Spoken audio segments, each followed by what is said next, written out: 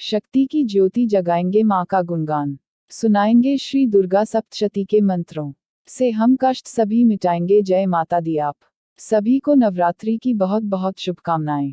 प्रिय श्रोताओं, आज से हम सभी देवी दुर्गा की अपार कृपा से एक पावन यात्रा पर चल रहे हैं। वह यात्रा है श्री दुर्गा सप्तशती के दिव्य पाठ की। यह ग्रंथ माँ भगवती की महिमा का अमृत है जो हमें शक्ति, शांति और समृद्धि प्रदान करता है। तो आइए प्रिय श्रोताओं, आज हम सभी नवरात्रि के पहले दिन श्री दुर्गा सप्तशती पाठ के पहले अध्याय का श्रवण करते हैं। हे माँ जगदम्बे, आपकी कृपा सभी भक्तों पर बनी रहे। आपका आश्रय हम सभी को भय, कष्ट और संकटों से बचाए। आपकी शक्ति हमारे मन, वचन और कर्म को शुद्ध करें, और जो भी इस पाठ को सुने उसे आपके आशीर्वाद की प्राप्ति हो। अब आप सुनेंगे श्री दुर्गा सप्तशती का प्रथम अध्याय। और दुर्गा सप्तशती के प्रथम अध्याय से पहले सप्तश्लोकी दुर्गा का पाठ अवश्य सुनना चाहिए। भगवान शिव ने देवी पार्वती जी से कहा है, देवी आप भक्तों के लिए सुलभ हो और समस्त कर्मों का विधान करने वाली हो। कलयुग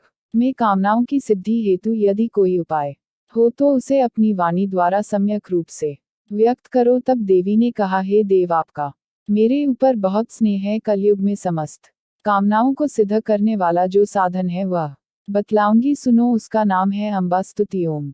इस दुर्गा सप्तशती स्तोत्रम मंत्र के नारायण ऋषि हैं। अनुष्टुप छंद है। श्री महाकाली, महालक्ष्मी और महासरस्वती देवता हैं। श्री दुर्गा की प्रसन्नता के लिए सप्तशती दुर्गा पाठ में इसका विनियोग किया जाता है। वे भगवती महामाया देवी ज्ञानियों के भी चित्त को बलपूर्वक खींचकर मुंह में डाल देती हैं। माँ दुर्गे आप स्मरण करने पर सब प्राणियों का भय हर लेती हैं, और स्वस्थ पुरुषों द्वारा चिंतन करने पर उन्हें परम कल्याणमय बुद्धि प्रदान करती हैं। दुख, दरिद्रता और भय हरने वाली देवी आपके सिवा दूसरा कौन है जिसका चित्त सबका उपकार करने के लिए सदा ही दयाद्र रहता हो। नारायणी आप सब प्रकार का मंगल करने वाली और मंगलमय हो। कल्याणदायिनी शिवा हो, सब पुरुषार्थों को सिद्ध करने वाली।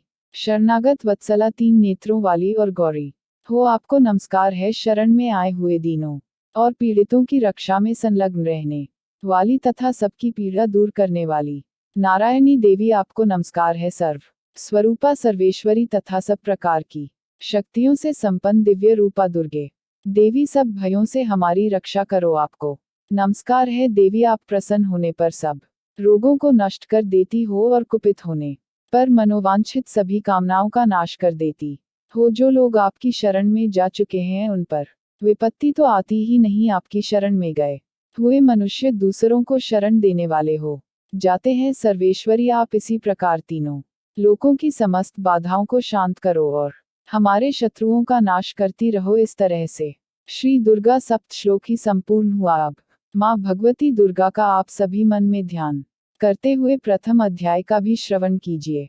इस अध्याय में मेधा ऋषि ने राजा सूरत और समाधि को देवी भगवती की महिमा बताते हुए मधु कैटभ के वध का वर्णन किया है। ओम नमः चंडिकाय। ओम प्रथम चरित्र के ब्रह्मा ऋषि महाकाली देवता गायत्री छंद नंदा शक्ति रक्तदिका बीज अग्नि तत्व ऋग्वेद स्वरूप है। श्री महाकाली देवता की प्रसन्नता के लिए प्रथम चरित्र के जप में विनियोग किया जाता है। भगवान विष्णु के सो जाने पर मधु और कैटभ को मारने के लिए कमल जन्मा ब्रह्मा जी ने जिनका स्तवन किया था, उन महाकाली देवी का मैं सेवन करती हूँ। वे अपने 10 हाथों में खग, चक्र, गदा, बाण, धनुष, परीघ, शूल, भुसुंडी, मस्तक और शंख धारण करती हैं। उनके 3 नेत्र हैं। वे समस्त अंगों में दिव्य आभूषणों से विभूषित हैं। उनके शरीर की कांत नीलमणि के समान है और वे 10 मुख और 10 पैरों से युक्त हैं। ओम चंडी देवी को नमस्कार है। मार्कंडेय जी बोले, सूर्य के पुत्र सावर्णी जो 8वें मनु कहे जाते हैं। अब उनकी उत्पत्ति की कथा विस्तार पूर्वक कहता हूँ, सुनो। सूर्य कुमार महाभाग सावर्णी भगवती महामाया के अनुग्रह से जिस प्रकार मनवंतर के स्वामी हुए वही प्रसंग सुनाता हूँ। पूर्व समय की बात है। स्वारोचिष मनवंतर में सुरत नाम के एक राजा थे जो चैत्रवंश में उत्पन्न हुए थे। उनका समस्त भूमंडल पर अधिकार था। वे प्रजा का अपने और पुत्रों की तरह धर्म पूर्वक पालन किया करते थे। तो भी उस समय कोला विध्वंशी नाम के क्षत्रिय उनके शत्रु हो गए। राजा सूरत की दंड नीति बड़ी प्रबल थी। उनका शत्रुओं के साथ युद्ध हुआ। यद्यपि कोला विध्वंशी संख्या में कम थे तो भी राजा सूरत युद्ध में उनसे परास्त हो गए। तब वे युद्ध भूमि से अपने नगर को लौट आए और केवल अपने देश के राजा होकर रहने लगे। समूची पृथ्वी से अब उनका अधिकार जाता रहा, किंतु वहां भी उन प्रबल शत्रुओं ने उस समय महाभाग राजा सूरत पर आक्रमण कर दिया। अब राजा का बल क्षीण हो चला था, इसलिए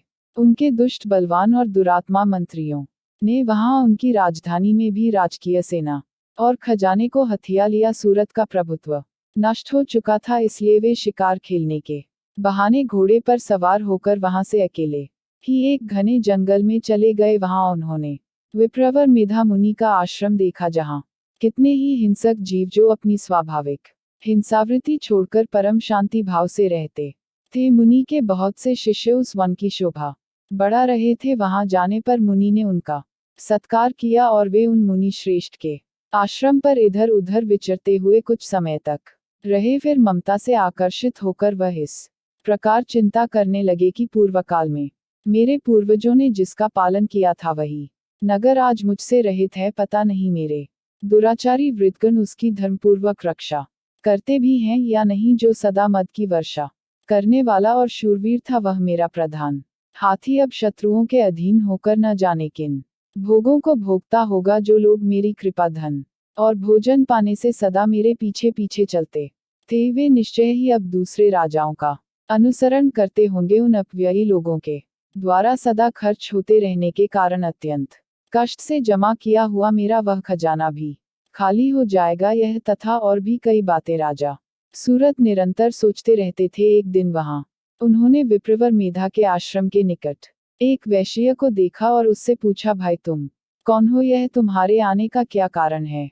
तुम क्यों शोकग्रस्त और अनमने से दिखाई देते हो? राजा सूरत का यह प्रेम पूर्वक कहा हुआ वचन सुनकर वैश्य ने विनीत भाव से उन्हें प्रणाम करके कहा। वैश्य बोला, राजन, मैं धनियों के कुल में उत्पन्न एक वैश्य हूँ। मेरा नाम समाधि है। मेरे दुष्ट स्त्री पुत्रों ने धन के लोभ से मुझे घर से बाहर निकाल दिया है और मैं इस समय धन, स्त्री और पुत्रों से वंचित हूँ। मेरे विश्वसनीय बंधुओं ने मेरा ही धन लेकर मुझे दूर कर दिया है, इसलिए दुखी होकर मैं वन में चला आया हूँ। यहाँ रहकर भी इस बात को मैं नहीं जानता कि मेरे पुत्रों की स्त्री की और स्वजनों की कुशल है या नहीं। इस समय घर में वे कुशल से रहते हैं या फिर उन्हें कोई कष्ट है? वे मेरे पुत्र कैसे हैं? क्या वे सदाचारी है या फिर दुराचारी हो गए हैं? तब राजा ने पूछा, जिन लोभी स्त्री पुत्र आदि ने धन के कारण तुम्हें घर से निकाल दिया, उनके प्रति तुम्हारे चित्त में इतना स्नेह का बंधन क्यों है? तब वैश्य बोला, राजन, आप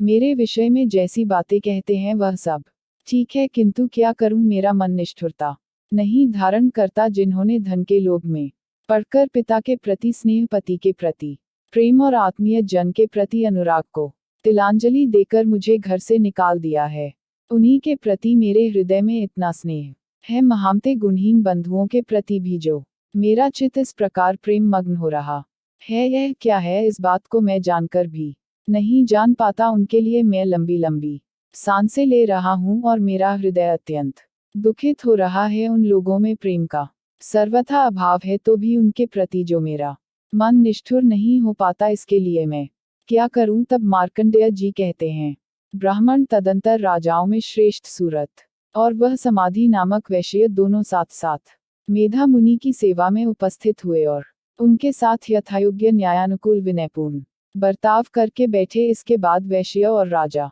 ने कुछ वार्तालाप आरंभ किया। राजा ने कहा, भगवान, मैं आपसे एक बात पूछना चाहता हूँ, उसे बताए। मेरा चित्त अपने अधीन ना होने के कारण वह बात मेरे मन को बहुत दुख देती है। जो राज्य मेरे हाथ से चला गया है उसमें और उसके संपूर्ण अंगों में मेरी ममता अभी तक बनी हुई है। मुनि श्रेष्ठ, यह जानते हुए भी कि वह अब मेरा नहीं है, अज्ञानी की तरह मुझे उसके लिए दुख होता है। यह क्या है? और इधर यह वैश्य भी घर से अपमानित होकर आया है। इसके पुत्र, स्त्री और भृत्यों ने इसे छोड़ दिया है। स्वजनों ने भी इसका परित्याग कर दिया है, तो भी यह उनके प्रति अत्यंत हार्दिक स्नेह रखता है। इस प्रकार यह और मैं दोनों बहुत दुखी हैं। जिसमें प्रत्यक्ष दोष देखा गया है, उस विषय के लिए भी हमारे मन में ममता जनित आकर्षण पैदा हो रहा है।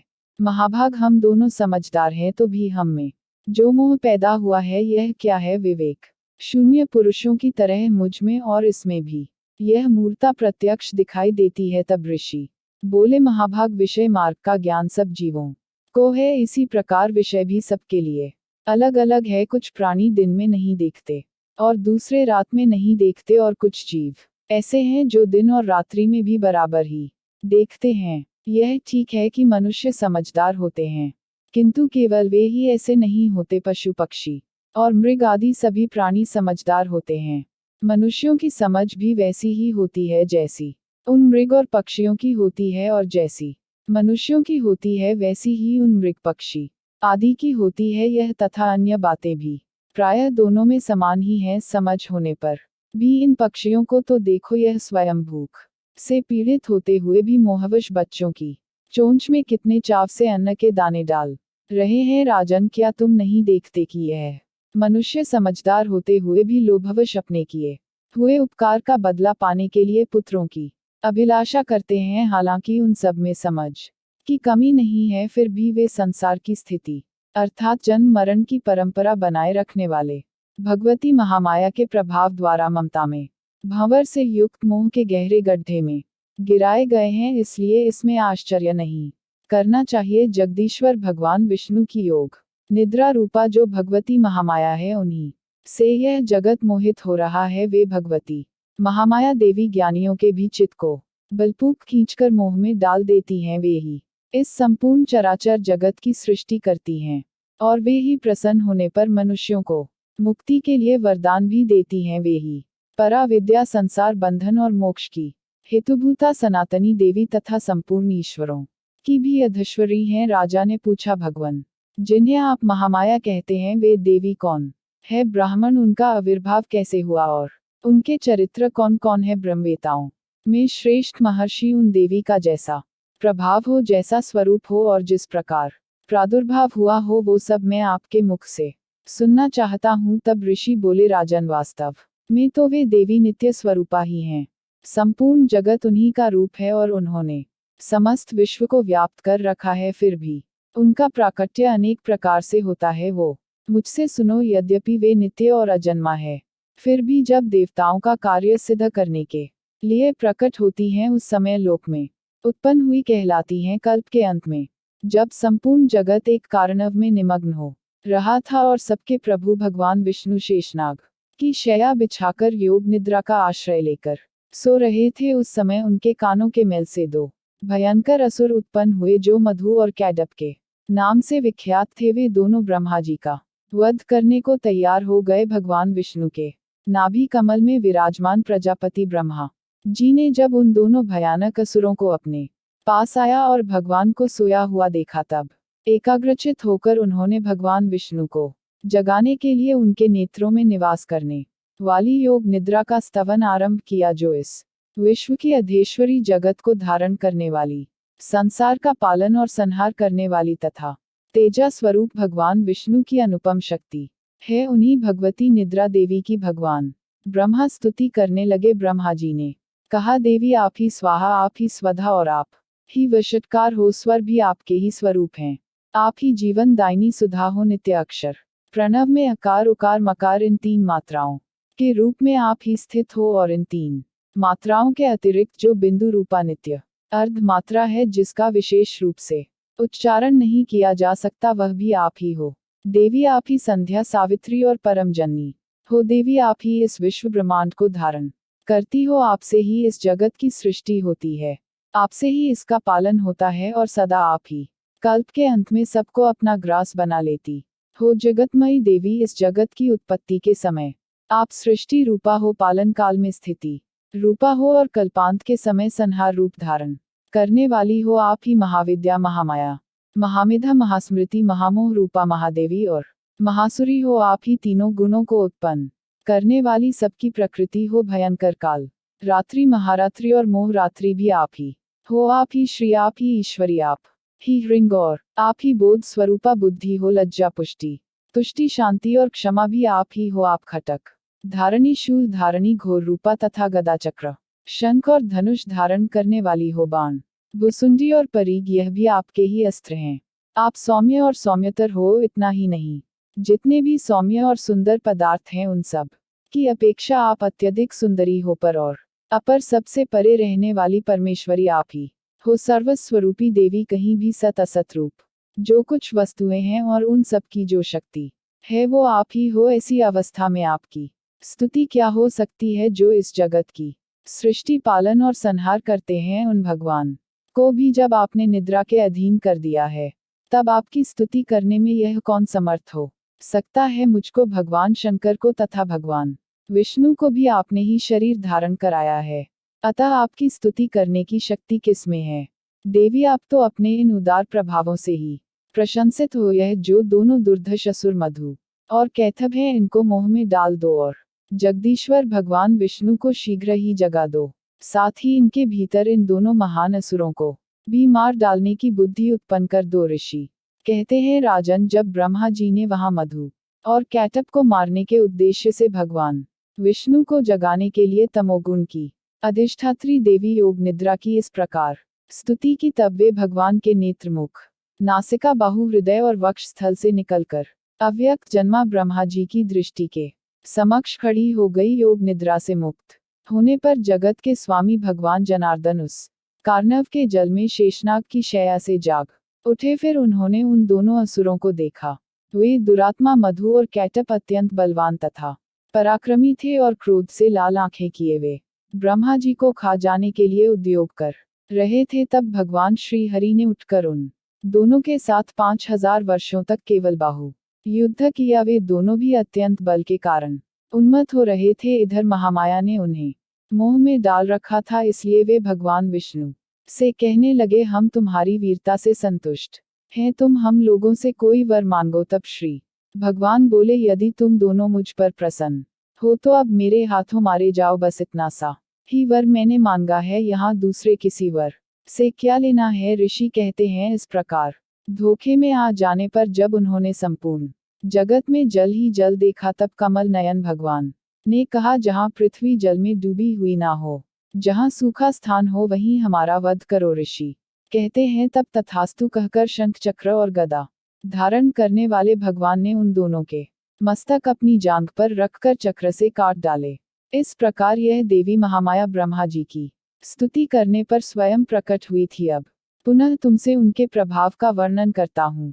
सुनो भक्तों की सुन विनती, माता कृपा करो, अब दयालु बन के जो भी तेरा नाम जपे, माँ छूटे सभी संकट। जीवन के आज का यह पहला अध्याय माँ की कृपा से पूर्ण हुआ। माता रानी की अपार अनुकंपा आप सभी पर बनी रहे, और जो भी श्रद्धा से यह पाठ सुन रहा हो, माँ उसकी मनोकामनाएं पूर्ण करें और उसके जीवन में सुख शांति बनी रहे। आप सभी से अनुरोध है कि आज के इस पावन प्रसंग को अपने परिवार और मित्रों तक पहुंचाएं, ताकि माँ की कृपा सभी को प्राप्त हो। कल हम दुर्गा सप्तशती के अगले अध्याय के साथ फिर से मिलेंगे। तब तक माता रानी की भक्ति में लीन रहिए। जय माता दी।